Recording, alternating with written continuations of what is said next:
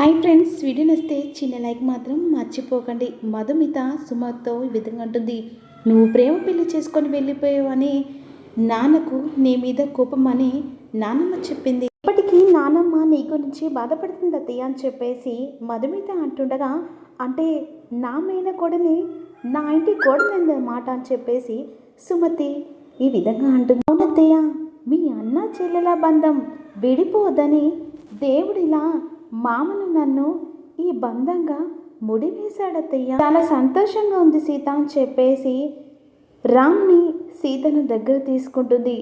ఈ మహాలక్ష్మి వల్ల నా అన్నకు, నా భర్తకు, నా పిల్లలకు దూరంగా శాపంగా బతుకుతున్నాను. కొడుకు రామ్, నా అన్నయ్య కూతురు, భార్య భర్తలు ఇద్దరు తెలిసిన తర్వాత చాలా ఆనందపడుతున్నా. దేవుడు నాకు ఇది వరాన్ని ఇచ్చాడు, మళ్ళీ నా కుటుంబం దగ్గరికి చేర్పానని చెప్పేసి సుమతి అంటుండగా, దేవుడు వరం ఇచ్చాడు అత్తయ్య, కానీ ఈ మహాలక్ష్మికి మాత్రం మర్చిపోలేని శిక్ష వేయాలత్తయ్య అని చెప్పేసి సీత అంటుంది. అవునమ్మా, నిన్ను దూరం చేసిన ఈ రాక్షసుకి ఏ శిక్ష వేయాలో చెప్పు అని చెప్పేసి రామ్ అంటుండగా మహాలక్ష్మి షాకే చూస్తూ ఉంటుంది. జనం కూడా వెంటనే, అవును సుమతి, ఈ దుర్మార్గురాలకి పెద్ద శిక్ష వేయాలి, ఏ శిక్ష వేయమంటావు నువ్వే చెప్పు. రామ్, సీత ఇలాంటి పాపిష్టి ఏ ఇంట్లో ఉండకూడదు.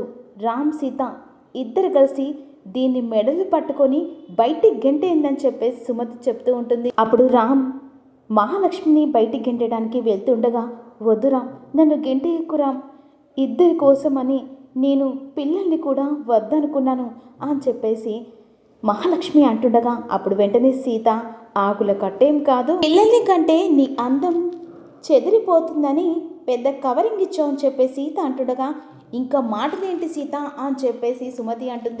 మెడలు పట్టుకొని బయటికి గెంటే అని చెప్పేటి అంటుండగా, అప్పుడు వెంటనే రామ్ సీత గెంటేసినట్టుగా పాపం మహాలక్ష్మి కలగంటూ ఉంటుంది. పాపం కామెంట్లో పెట్టే ప్రతి ఒక్కరు డ్రీమ్ అని అన్నారు.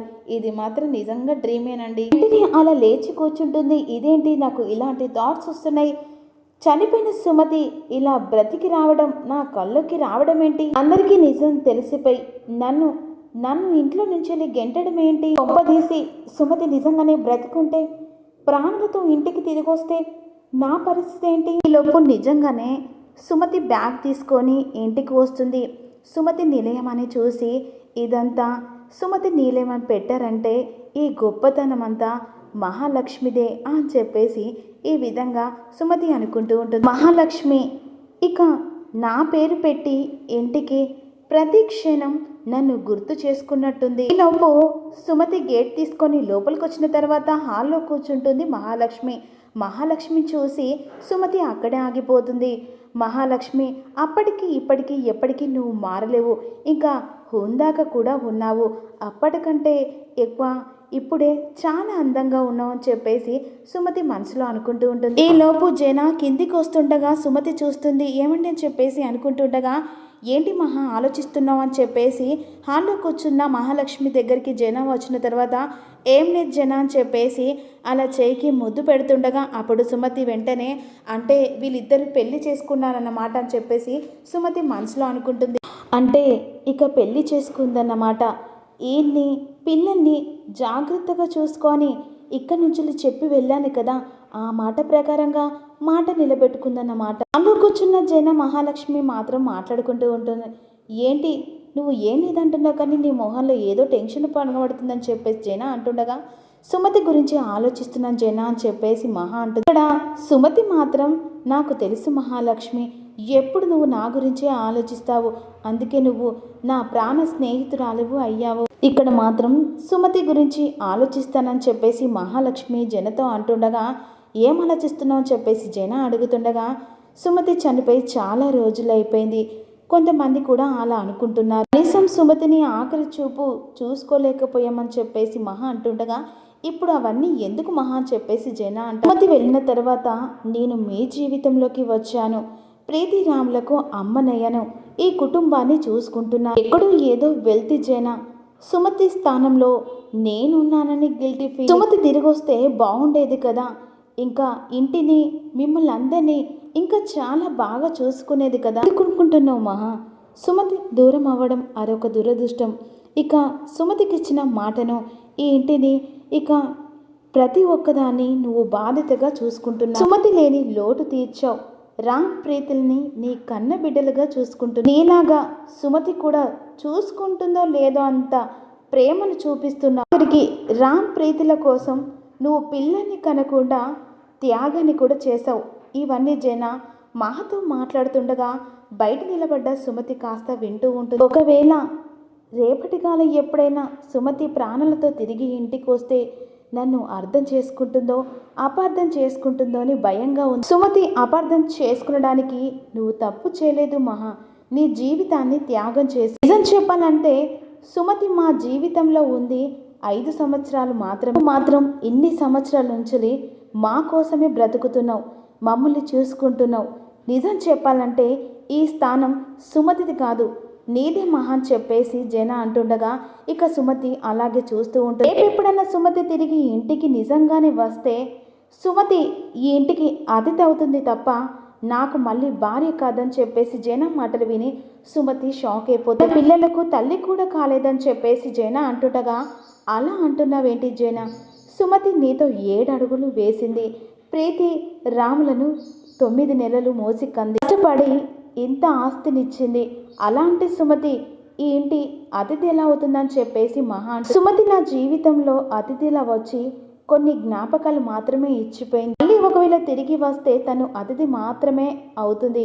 తను వదిలి వెళ్ళిపోయిన వాటిపై ఏ మాత్రం తనకు హక్కు ఉండదు. చెప్పు మహా, రేపు ఏ మాత్రమైనా సుమతి ఇంటికి తిరిగి వస్తే నువ్వు నన్ను వదిలేస్తావా? పిల్లల్ని కూడా వదిలేసి వెళ్తావా అని చెప్పేసి అడుగుతుండగా, నా ప్రాణాలైనా వదిలేస్తాను కానీ నిన్ను పిల్లల్ని ఎలా వదిలేసి వెళ్తాను జన అని చెప్పేసి మహా అంటుంది. మీరే నా ప్రాణం, మీరే నా సర్వస్వం, మీరు లేకపోతే నా జీవితమే లేదు. అందుకే నువ్వు ఇలాంటి ఆలోచనలు పెట్టుకోకు, ఒకసారి పిల్లల్ని చూడు అని చెప్పేసి రామ్ ప్రీతి ఒకసారి రండి అని చెప్పేసి జన పిలుస్తుండగా బయట నిలబడ్డ సుమతి కాస్త నా పిల్లల్ని చూడబోతున్నానని చెప్పేసి మురిసిపోతుంది. ఇద్దరు కలిసి వచ్చిన తర్వాత రామ్ ప్రీతి ఇక సడన్గా స్లిప్ అవుతుంది రామ్కి. వెంటనే కాస్త చూసుకో నడవచ్చు కదా అని చెప్పేసి మహా అంటుండగా, మీరున్న తర్వాత మాకేమవుతుంది పిన్ని అని చెప్పేసి అంటూ ఉంటాడు రామ్. కానీ రామ్ ప్రీతి కాస్త ఇటువైపుగా నిలబడేసరికి ఇక సుమతి కాస్త కనబడకుండా అటు ఇటు చూస్తూ ఉంటుంది పిల్లల్ని చూడడానికి. మీరు ఎప్పుడు మమ్మల్ని కంటికి రెప్పలా కాపాడుకుంటూ ఉంటారు కదా అని చెప్పేసి రామ్ అంటూ ఉంటాడు. వెంటనే సుమతి రాముని చూసి ఎంత పెద్దవాడైపోయాడు వీడు అని చెప్పేసి అంటుండగా, ఇక్కడ మహాలక్ష్మి నువ్వు నా కంటి పాపవే కాదు నా హృదయాన్ని కూడా అని చెప్పేసి మహా అంటుంది. రామ్ చెప్పేసి మహాలక్ష్మి దగ్గర తీసుకుంటుంది. సుమతి చూస్తుంది, ఇంత పెద్దదైందని చెప్పేసి మనసులో ఇక సంతోషంగా చూస్తూ ఉంటుంది. అలా దగ్గర తీసుకొని ముద్దు పెట్టుకొని, మీరిద్దరూ నా ప్రాణం అని చెప్పేసి మహా అంటుంది. మిమ్మల్ని వదిలి ఎక్కడికి వెళ్ళనని చెప్పేసి మహా అంటుండగా అప్పుడు వెంటనే జన, మన నలుగురం ఒక్కటి, మనల్ని ఎవ్వరు విడదీయలేరని చెప్పేసి జన అంటుండగా సుమతి బాధపడుతూ ఉంటుంది. చూసిన సుమతి మళ్ళీ వెనకడుగు వేస్తుంది. అలా వెళ్తూ మనసులో అనుకుంటుంది, ఇక నేను లేని పిల్లలు ఎలా ఉన్నాయో అనుకున్నాను.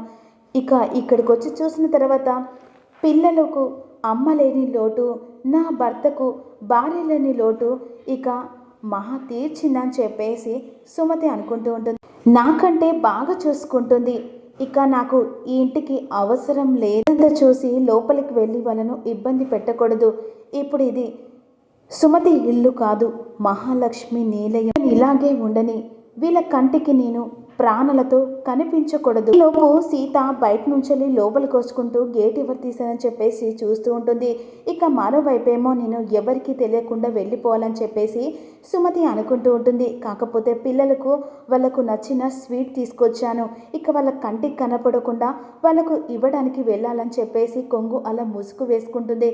ఇక సుమతి కాస్త గేటు లోపలికి వచ్చుకుంటూ ఎవరని చెప్పేసి చూస్తూ ఉంటుంది. సుమతి చూస్తుంది, సీత ఎవరండి మీరు అని చెప్పేసి అంటుండగా, నాకేం వద్దమ్మా, మరి ఇక్కడేం చేస్తున్నారండి అని చెప్పేసి సీత అడుగుతుండగా, ఏ లేదమ్మా స్వీట్ చేసి అమ్ముతూ ఉంటానని చెప్పేసి అంటూ ఉంటాను. సున్నుండలు రవ్వ లడ్డు చేశానని చెప్పేసి అంటుండగా, మరి కొంగు కప్పుకున్నారేంటండి అని చెప్పేసి అంటుండగా, వింతగా ఉంది కదమ్మా, ఇది మా ఆచారం అమ్మా అని చెప్పేసి సుమతి అంటుంది. మీలాంటి దగ్గర స్వీట్ కొనే వాళ్ళు ఇంట్లో ఎవరు లేరండి, మీరు బయట ఎవరి దగ్గరైనా అమ్ముకోండి అని చెప్పేసి అంటుండగా, అలా అనకమ్మా, ఒకసారి నా చేతి వంట చూడు, స్వీట్స్ బాగుంటాయని చెప్పి అంటుండగా, నేను చెప్పాను కదా అండి, ఈ ఇంట్లో పెద్ద పెద్ద షాపులో స్వీట్స్ కొంటారు కానీ మీలా అమ్ముకునే వాళ్ళ దగ్గర కొనరండి అని చెప్పేసి సీత అంటూ, నువ్వు కొనుక్కోవచ్చు కదమ్మా, ఇక ఇల్లు తిరుగుతున్నాను, ఎండలు పడి వస్తున్నాను చెప్పేసి అంటుండగా, బట్టలు కుడతానని ఇల్లు తిరిగి ఇక ఆ కష్టాలు నిన్ను చూస్తే నాకు గుర్తొస్తున్నాయని చెప్పేసి సీత అంటూ, లోపలికి రండి మజ్జిగ తాగుతారు అని చెప్పేసి అంటుండగా, మజ్జిగ వద్దమ్మా, ఈ స్వీట్స్ తీసుకోండి, సరే లోపలికి రండి, వద్దమ్మా నేను బయట నిలబెడతాను, మీరు వెళ్ళి డబ్బులు తీసుకురా, మొహమాట పడుతున్నా, సరే డబ్బులు తీసుకొని వస్తానని చెప్పేసిన తర్వాత ఈ అమ్మాయి రూపంలో నా పిల్లలకి నేను చేసిన స్వీట్లు చేరపోతున్నాయని చెప్పేసి సుమతి అనుకుంటుంది. బయటకు వచ్చిన సుమతి కాస్త బయట నిలబడుతుంది. ఇక ఈలోపు డబ్బులు తీసుకొచ్చిన సీత ఎక్కడికి వెళ్ళిందని చెప్పేసి అనుకుంటూ ఉంటుంది. అసలు నా దగ్గర తీసుకెళ్ళిన అమ్మాయి ఏమై ఉంటుంది ఇంటికి అని చెప్పేసి ఆలోచిస్తూ ఉంటుంది సుమతి. నిజంగానే స్వీట్స్ ఇవ్వడానికి వచ్చిందా లేకపోతే కావాలని వచ్చిందా అని చెప్పేసి సీత ఆలోచిస్తుంది. ఇక్కడ సుమతి కాస్త అసలు ఈ అమ్మాయిని ఎక్కడో చూసినట్టుంది, ఈ అమ్మాయికి ఇంటికి సంబంధం ఏంటని చెప్పేసి సుమతి అనుకుంటుంది. ఖచ్చితంగా ఇక చాలా పద్ధతి అమ్మాయిలాగా అనిపిస్తుంది అని చెప్పేసి సుమతి అనుకుంటూ ఉంటుంది. కానీ ఇక ఆవిడైతే ఏదో తెలియని వ్యక్తి, తను పరిచయం ఉన్న వ్యక్తిలాగా అనిపిస్తుందని చెప్పేసి సీత అనుకుంటుంది. ఎలాగైతేంది ఈ ఇంటికి స్వీట్ చేర్పియాలన్నట్టుగా ఆమె కనిపించింది, అసలు చేరవేసిందని చెప్పేసి సీత అనుకుంటుండగా, ఇక్కడ సుమతి ఎలాగైతేంది నా పిల్లలకు నేను చేసిన స్వీట్లు చేరిపోయాయని చెప్పేసి అనుకుంటుంది. ఇక నా పిల్లలు నా భర్త ఇక సంతోషంగా ఉన్నారు, ఇక నేను చనిపోయినట్టే లెక్క, ఇక అమ్మ దగ్గరికి వెళ్తానని చెప్పేసి సుమతి వెళ్తూ ఉండగా సీత మాత్రం బాధపడుతూ ఈ ఇంట్లో ఏవేవో జరిగిపోతున్నాయి, అసలు అత్తయ్య నువ్వు బ్రతికుంటే ఈ ఇల్లు వేరే లెవెల్లో ఉండేదని చెప్పేసి అనుకుంటూ ఉంటుంది. మరి ఏం జరగబోతుందో అప్కమింగ్లో తెలుసుకోవాలనుకుంటే మీరు మిస్ కాకుండా చిన్న లైక్ చేయండి అబ్బా, వచ్చిందంతా డ్రీమ్ మాత్రమే. ఓకే అండి, థ్యాంక్ యూ సో మచ్ అందరికీ.